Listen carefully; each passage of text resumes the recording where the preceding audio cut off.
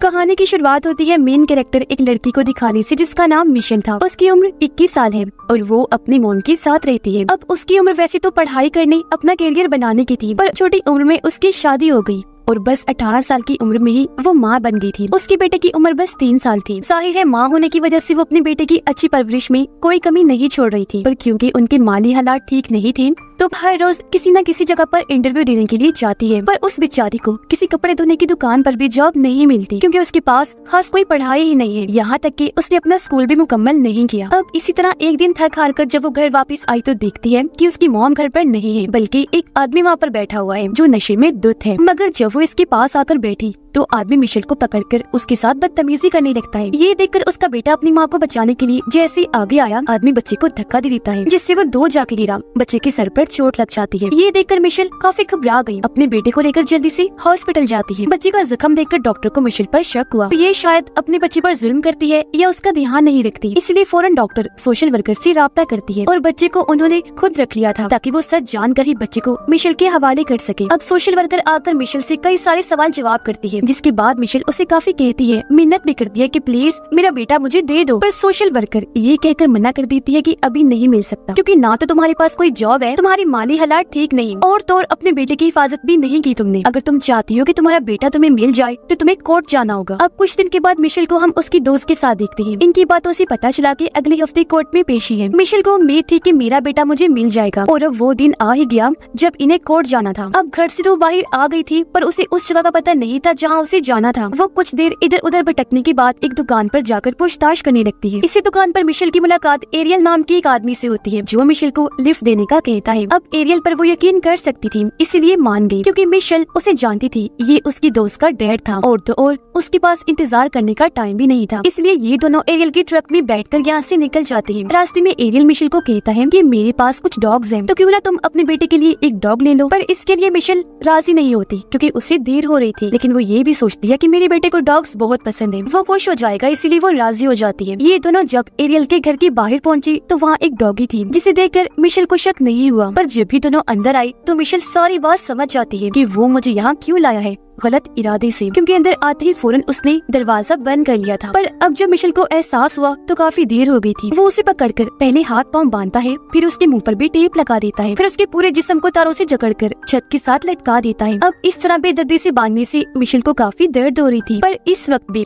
इन हालात में भी वो अपने बेटे के बारे में ही सोच रही थी कि आज अगर मैं कोर्ट ना जा पाई तो मेरा बेटा फिर मुझे कभी नहीं मिलेगा। इसीलिए एरियल से भी काफी मिन्नतें करती है कि प्लीज मुझे छोड़ दो, मगर वो उसकी एक ना सुनकर उसे ऐसी हालत में छोड़कर यहाँ से चला जाता है। अब सुबह से शाम हो गई थी पर वो लौटकर नहीं आया था। उधर मिशेल के कोर्ट में ना आने की वजह से सबको ये लगने लगता है जैसे वो अपनी जिम्मेदारी से भाग गई है, जानबूझकर कोर्ट नहीं आई। यहाँ तक कि उसकी मॉम को भी यही लगता है कि एक बार पहले भी मिशेल ने लापरवाही करके अपने बेटे को चोट लगवा दी और अब फिर से वो इस जिम्मेदारी से जान छुड़वाना चाहती है क्योंकि उसके ताल्लुकात अपनी मॉम के साथ भी ठीक नहीं थे। इसलिए रात तक भी जब वो घर वापस नहीं आई तो किसी ने भी उसे ढूंढने की कोशिश नहीं की। उधर 2 दिन तक ऐसे छत से लटकने के बाद आखिर एरियल आकर उसे नीचे उतारता है। 2 दिन से उस बेचारी ने कुछ नहीं खाया था, उसकी हालत काफी खराब थी, मगर इस हालत में भी वो इंसान की शक्ल में जानवर एरियल उसके साथ गलत कर देता है। फिर सीढ़ियों के रास्ते घसीट कर उसे बेसमेंट में लेकर गया, एक बार फिर गलत करने लगता है, जिसके बाद वही एक खंबे से बांध देता है। अब ठीक इसी वक्त दरवाजे पर दस्तक हुई। एरियल ने जाकर चेक किया तो वो एरियल की माँ थी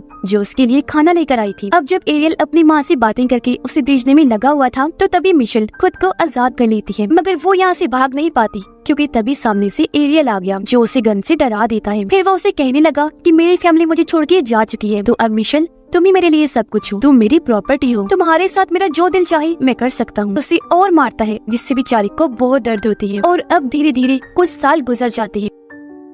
क्रिसमस का वक्त था। मिशेल की हालत भी अब और ज्यादा खराब थी क्योंकि इतनी सर्दी में भी एरियल उसे पूरे कपड़े पहनाकर नहीं रखता था, उसके साथ जानवरों जैसा सलूक करता, यानी मिशेल को उसने जंजीर से बांधा हुआ था। जब उसका दिल करता वो उसके साथ गलत करता और फिर उसे इसी हालत में छोड़कर वहाँ से चला जाता था। अब जिस कमरे में मिशेल को उसने रखा था यहाँ एक टीवी तो था पर यहाँ की हर एक खिड़की और दरवाजा लॉक था। अब ये बात एरियल काफी अच्छे से जानता था कि मिशेल को कोई नहीं ढूंढ रहा, वो यहाँ मर भी क्यों न जाए किसी को कोई फर्क नहीं पड़ने वाला था, लेकिन फिर भी उसने हर दरवाजे और खिड़की पर अलार्म लगा के रखा हुआ था। एक दिन मिशेल को मौका मिलता है। एरियल की बेटी यानी मिशेल की दोस्त घर में अपने दोस्तों के साथ पार्टी करने के लिए आती है। मिशेल को जब पता चला तो वो अपनी जंजीर को बेड पर मार मार कर शोर मचाती है ताकि वो लोग सुने और उन्हें उसके यहाँ होने का पता चल जाए। लेकिन चालाक एरियल तेज आवाज में म्यूजिक लगा देता है, इसलिए कोई भी उसकी आवाज नहीं सुन पाता। अब कई दिन और ऐसे ही करते करते गुजर गई। मार खाते खाते, जुल्म सहते सहते तंग तो वो आ ही गई थी, पर अब लग रहा था कि मिशेल इस तकलीफी जिंदगी की आदी हो चुकी है। लेकिन उसने हिम्मत कभी नहीं हारी थी। अब एक दिन एरियल उसे एक डॉगी लाकर देता है, जिससे मिशेल काफी खेलती है। पर जब वो डॉगी को लेकर यहाँ से भागने की कोशिश करती है तो एरियल एक बार फिर उसे पकड़ लेता है। मिशेल को सजा देने के लिए वो डॉगी को उसकी आंखों के सामने ही मार देता है। वो फिर उसे धमकाता है कि अब अगर तुमने भागने की कोशिश की तो अगली बार डॉगी की जगह तुम होगी, तुम्हारा भी यही हश्र होगा। अब एरियल इस गंदे खेल को गेम की तरह ही एंजॉय कर रहा था। वो इस कदर दरिंदा बन चुका था कि इस चीज की उसे आदत हो गई थी। इसीलिए वो फिर एक लड़की को अगवा करके लाता है। इस लड़की का नाम अमेंडा होता है। इसकी उम्र 17 साल थी और अब वो इन दोनों को जंजीर से बांधकर अलग अलग कमरे में रखता है। पर अक्सर जब दोनों को आजाद किया जाता तो मिशेल अमेंडा के पास आकर उससे बात करने की कोशिश करती थी, लेकिन ये तो बस हमेशा रोती ही रहती है। अब मिशेल टीवी पर देखती है कि पुलिस अमेंडा को ढूंढ रही है। साथ ही उसकी फैमिली, उसकी दोस्त, हर कोई अपील कर रहा है कि उसे जल्द से जल्द ढूंढा जाए। उसके लिए रेलिस निकाली जा रही थी, साथ ही मोमबत्तियां जलाकर दुआ भी की जा रही थी कि वो जल्द से जल्द मिल जाए। अब ये देखकर मिशेल सोचती है कि मेरे लिए तो ऐसा कुछ भी नहीं किया गया था। अब उसे अमेंडा के लिए बुरा तो लग रहा था, लेकिन कहीं न कहीं इस खबर से उसे दुख भी पहुंचा था। और अब ऐसे ही कई दिन और गुजर जाते हैं। एक दिन मिशेल को पता चला कि मैं माँ बनने वाली हूँ, और जब ये बात एरियल को पता चली तो वो उसके पेट पर भारी डंबल से हमला करता है ताकि उसका बच्चा ना रहे। इस चीज से मिशेल को बहुत तकलीफ सहनी पड़ी, पर एरियल को इससे कोई भी फर्क नहीं पड़ रहा था। और अब जैसे मिशेल की हालत ठीक हुई, एरियल उसे काम पर लगा देता है। क्योंकि वो एक कारपेंटर था तो मजबूरन मिशेल को उसकी मदद करनी पड़ती थी। अब ऐसे एक दिन जब वो बाहर काम कर रही थी तो वो अपने पड़ोसी आदमी को देखकर मदद मांगने लगती है, पर वो काफी बुरा आदमी था, इसलिए कुछ समझ ही नहीं पाता। अब दिन ब दिन मिशेल की हालत और खराब होने लगती है। खाना तो उस बेचारी को कभी कभी ही मिलता, लेकिन मार उसे हर रोज खानी पड़ती थी। सबसे बड़ी बात कि उसे गॉड पर यकीन था कि चाहे देर से ही सही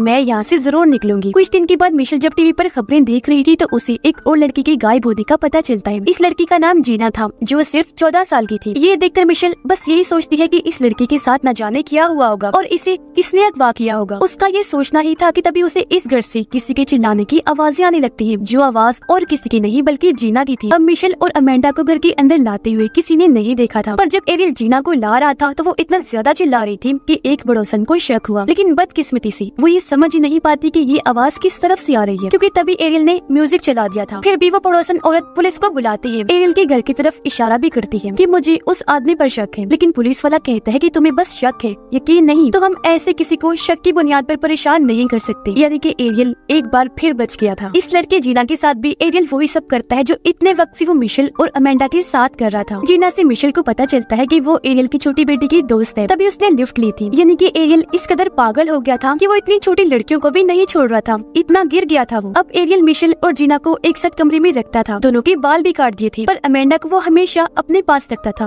उसके बाल नहीं काटे थे।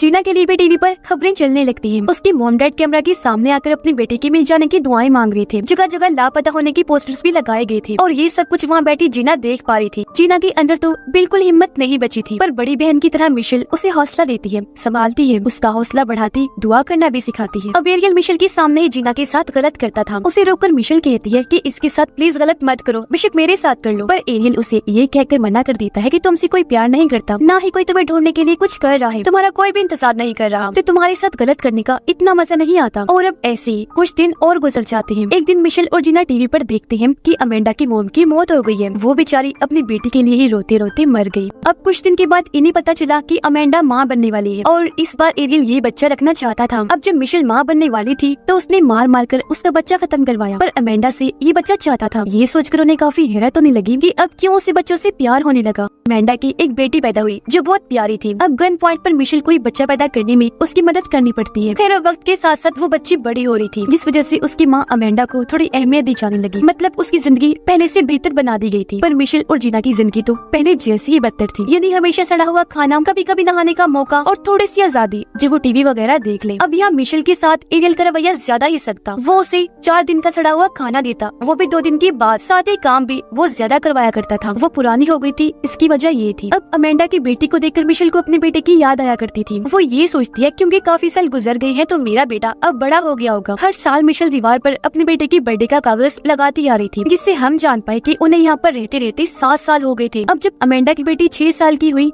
तो यहाँ एरियल एक गलती कर देता है। वो घर से बाहर जाते वक्त दरवाजा बंद करना भूल जाता है और ये चीज अमेंडा की बेटी देख लेती है, जो बाद जाकर वो अपनी मॉम को बता भी देती है और उसे लाकर खुला हुआ दरवाजा दिखाती भी है। अब पहले तो अमेंडा को लगा कि ये जरूर एरियल की जान है, क्योंकि वो पहले भी कई बार ऐसा कर चुका था। अमेंडा को लग रहा था जिससे वो बाहर ही खड़ा हुआ है, लेकिन जब वो बाहर गई तो ये जानकर वो काफी हैरान और खुश हो गई कि सच में आज वो दरवाजा बंद करना भूल गया था। उसी वक्त वो अपनी बेटी को लेकर बाहर आई और चिल्ला कर मदद मांगने लगती है। उसकी आवाज सुनकर कुछ पड़ोसी वहाँ आए, जो अमेंडा और उसकी बेटी को संभाल लेते हैं। ये पुलिस को भी बुलाती है। वो जब एरियल के घर पर चेक करने गई तो मिशेल और जीना को भी बचा लिया जाता है। वो लोग आजाद हो गए हैं। इस बात पर पहले तो मिशेल को यकीन नहीं होता, पर जब पता चला कि ये सच है तो वो काफी खुश हो जाती है और सबसे पहले अपने बेटे के बारे में पूछती है। पर फिलहाल उन तीनों को हॉस्पिटल भेज दिया गया। उनकी हालत ठीक नहीं थी और वो गहरे सदमे में थी। मिशेल की हालत तो ऐसी हो गई थी कि उसे आदमियों से अब सख्त नफरत थी, यहाँ तक कि वो अपने पास मेल डॉक्टर्स और नर्स को भी बर्दाश्त नहीं कर रही थी। वो चिल्लाने लगती है। अब अमेंडा और जीना को उसकी फैमिली फौरन मिलने आ जाती है। उनका पूरा साथ दिया जाता। फैमिली काफी सपोर्ट कर रही थी, पर मिशेल को सपोर्ट तो करना दूर की बात, कोई उससे मिलने भी नहीं आता। हॉस्पिटल से बाहर आने के बाद उसे पता चला कि मेरा बेटा जब 4 साल का था तो उसे एक अच्छी फैमिली ने गोद ले लिया था और अब वो फैमिली नहीं चाहती कि बच्ची को अपनी असली माँ मिशेल के बारे में पता चले। अब गवर्नमेंट की तरफ से मिशेल को रहने के लिए घर दिया गया, सिक्योरिटी और हर सहूलत भी दी गई। वो फिर कोर्ट में जाकर अपनी जिंदगी के बारे में सब कुछ बता देती है। इंसाफ मांगते हुए कहती है